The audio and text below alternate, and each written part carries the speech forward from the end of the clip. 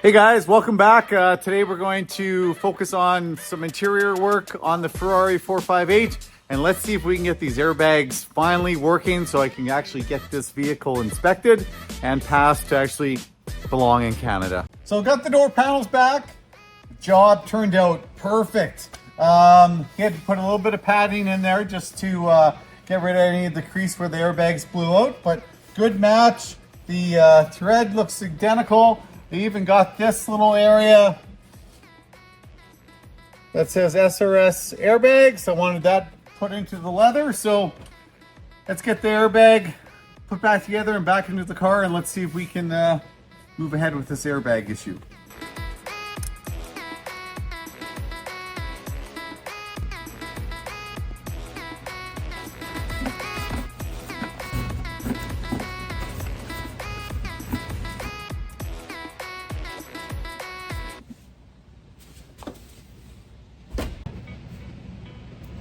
That has to get a clip. I'll have to figure that out. It just wore itself out. It broke. Obviously, I don't think I broke it. I think it was broken before. So that has to be secured, but it shouldn't go anywhere. Go to the bottom clip. And I do find I'm missing quite a few of those little screws at the bottom.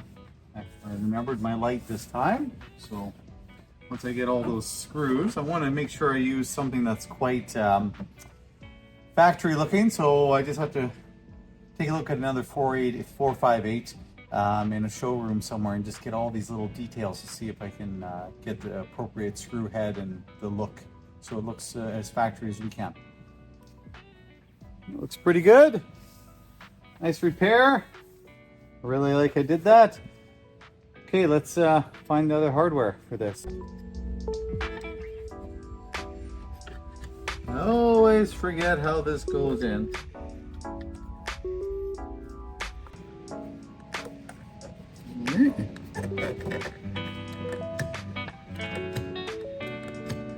Hey guys, got the door panels in.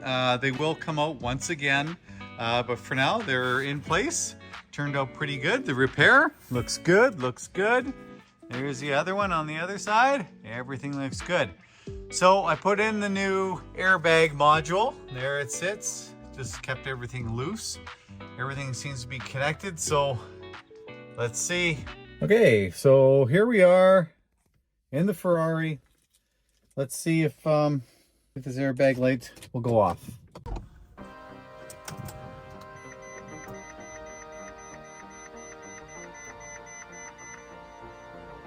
Airbag light still on. Let's just start this bad boy.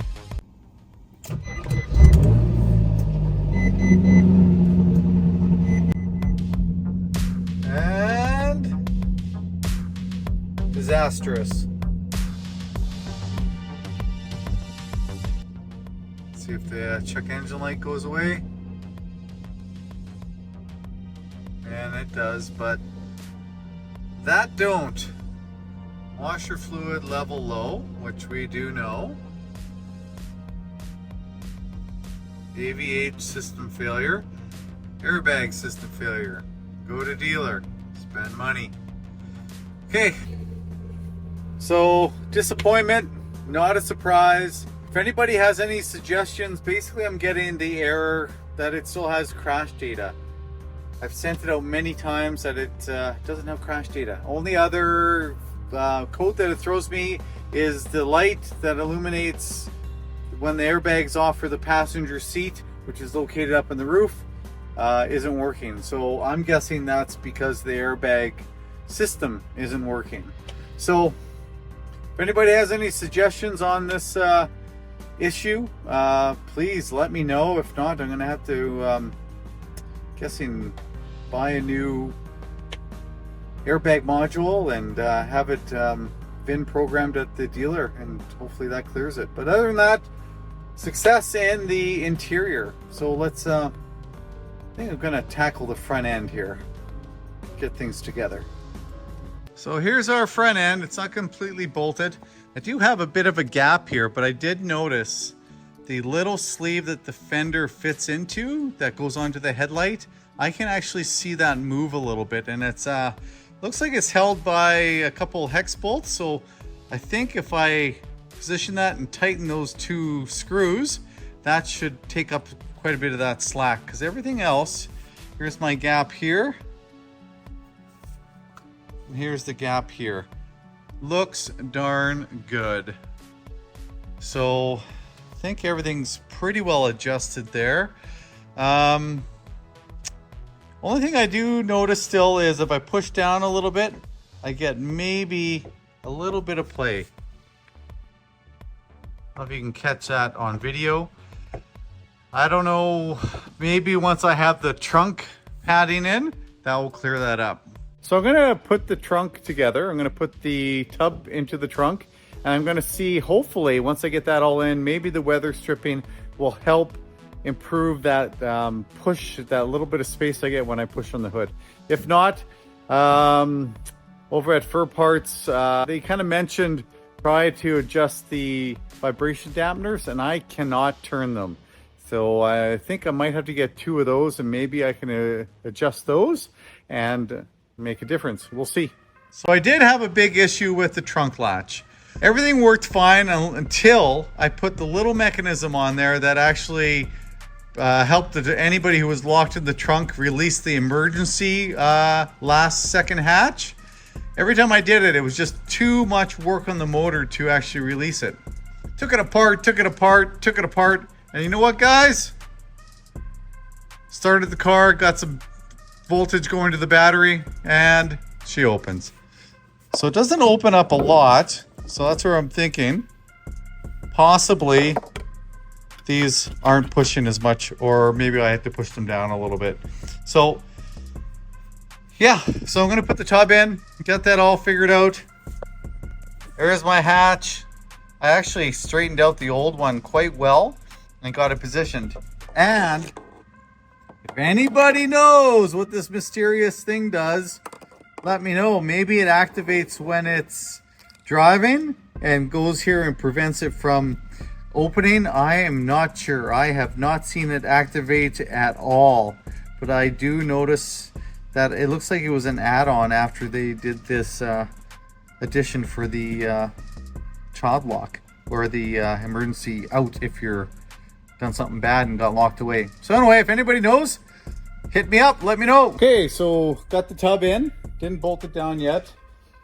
Trying to see about this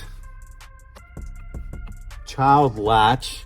I have it shoved in to the grommet, and it's just barely sticking out, so I might be able to pull that a little bit tighter and maybe a little more space. So I have to take a look at some pictures. Oh, look at that.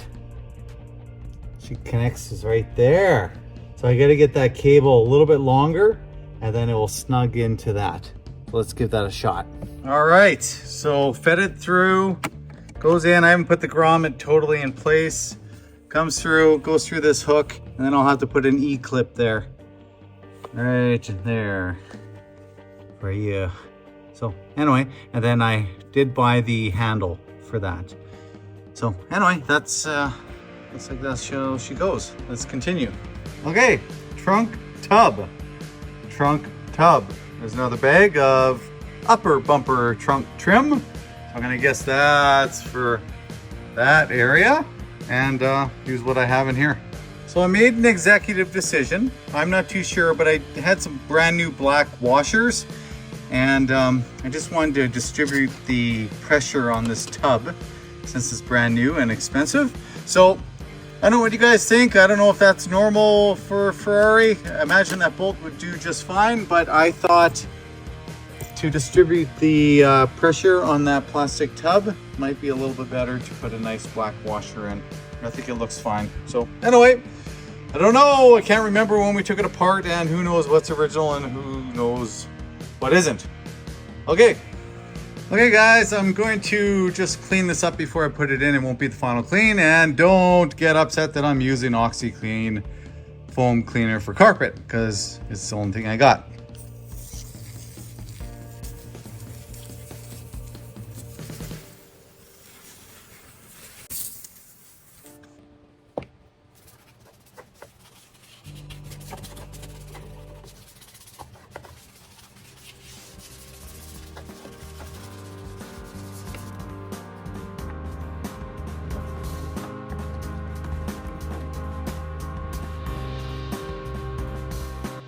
Okay guys, everything is loosely fitted. Darn broken strap came like that, so I did ask for a response, never got anything, so I will replace the 2 rivets. It doesn't look that hard, but everything's in place.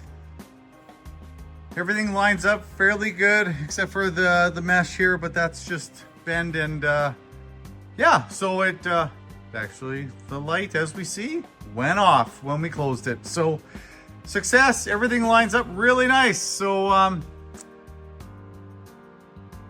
what more can I say?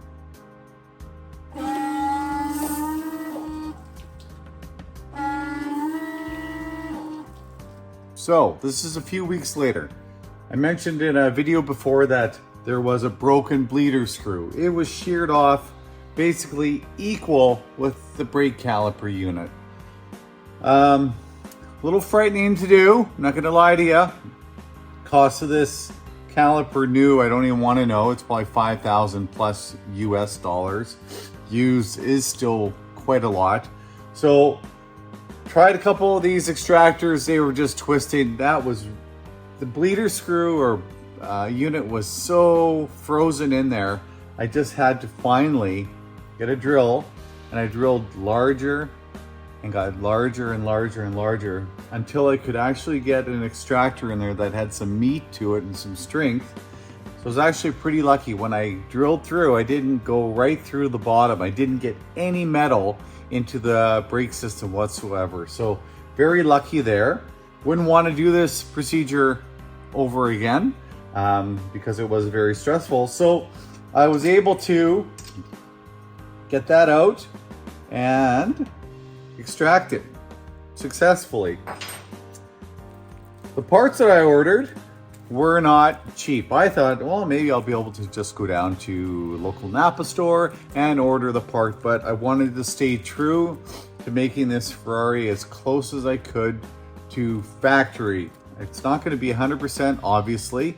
Some parts are just extremely hard to get, but this bleeder screw and this little rubber protective cap probably set me back, I'd say almost 100 US dollars, maybe a little shy of. So this rubber cap, extremely crazy expensive. But again, I wanted to have a matching cap. I probably could have went to Napa and got one that was reasonably close and nobody would know the difference, but I would. And so let's put that on. As you can see, just a broken piece, but I didn't get any metal filings. It is 100% clean fluid there. I was kind of holding off starting the vehicle lately. Wanted to, but didn't want to push the brake and lose any fluid that I didn't have to. Well, there's a little bit leaking out.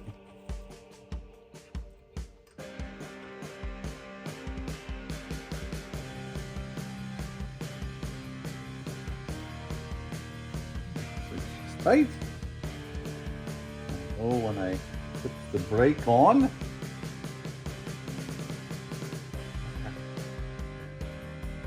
much better. I don't know if that sheared off during the accident. I'm guessing someone just over tightened it, and somebody who was trying to loosen it probably sheared it off, and they just said, you know what, we'll just leave that for somebody that has to deal with it later, and I'm the later. So we've got that done. Let's get this rubber cap on that obviously is made of gold. Thank you. I think the packaging is worth more than the rubber cap. And she's on. Done. Make sure that probably $40 cap or whatever it's worth is secure. Looks good. Time to move on.